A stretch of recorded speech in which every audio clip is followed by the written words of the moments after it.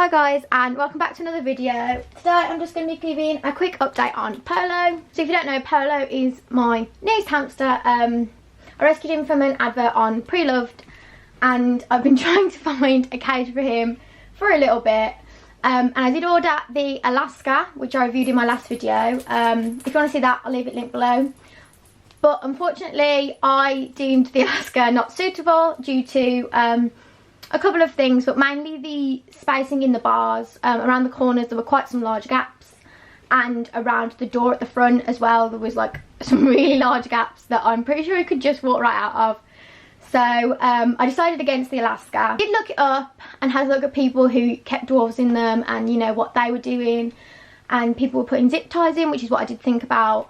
And I would have had to zip tie the front door closed permanently, which completely eliminated one of the main bonuses of the cage for me, which was the two large doors. So if I was just using the one, yeah, the cage wasn't as good as I thought it was going to be, so I decided to return it. And as a replacement, I bought the Living World Eco Habitat in the medium size. However, when I came to open that up, the first piece that I took all the plastic off and things was damaged, so I wrapped it straight back up. So now I have two cages waiting to go back. I have decided not to get a replacement Living World cage, just because I was already taking quite a risk with it, because it's got an exposed wooden base, which I didn't really like, which is why I didn't get it in the first place.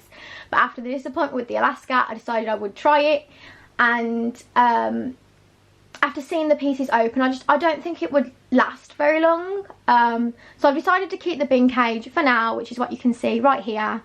And I'm going to give you a tour of what the bin cage currently looks like.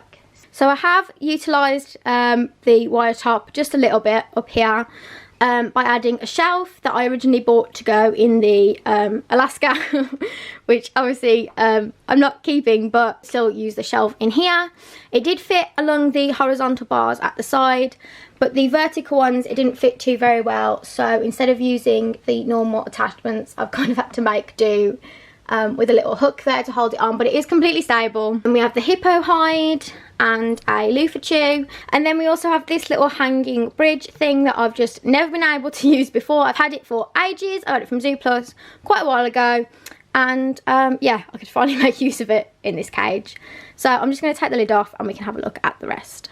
Okay, so this is just a little overview of what the bin looks like. As you can see, I have split the substrate levels quite a bit down here by using this rainbow bridge thing from the range, and then there's deeper Orbeos on this side than there is on this side. At the back corner, we have a little polka dot dish and water bottle. I am intending to replace this water bottle. This is the water bottle that was already in his cage when I bought him.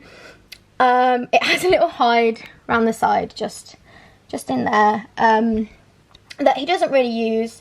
I noticed that's what he was sleeping in when I picked him up, so I did leave the water bottle in there for a little bit.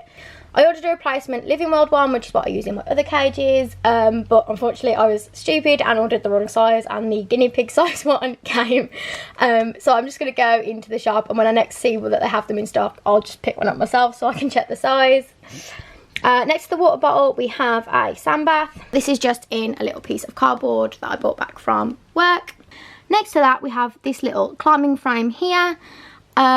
Polo came with this. This was his only wooden toy in his cage, so I kept it in here. I do have one of these already. It's in Pat's cage at the moment, and it's exactly the same one, but since it was wood, I wanted to keep it in there because it would have Polo's scent on it. Just behind that, we have this cardboard box that I cut a little bit out of to make a hide, and on top of that is the wheel. Now, because there's nothing on here to keep the wheel gripped, I do have it secured on so the wheel doesn't fall forward or anything, so it's not like he can hurt himself. But this is a new wheel for him. I ordered it off Amazon. This is the Trixie one, so this is the smaller size that they do.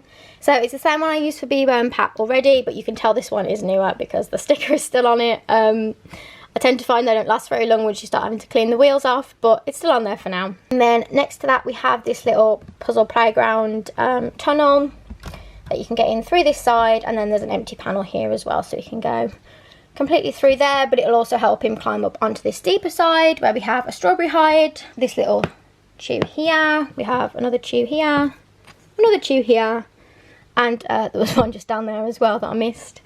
And then this little grass tunnel, this is from the range. If I just lift it up a second, you can see that you can go in at either end, and then there's a couple of entrances and exits on the side as well.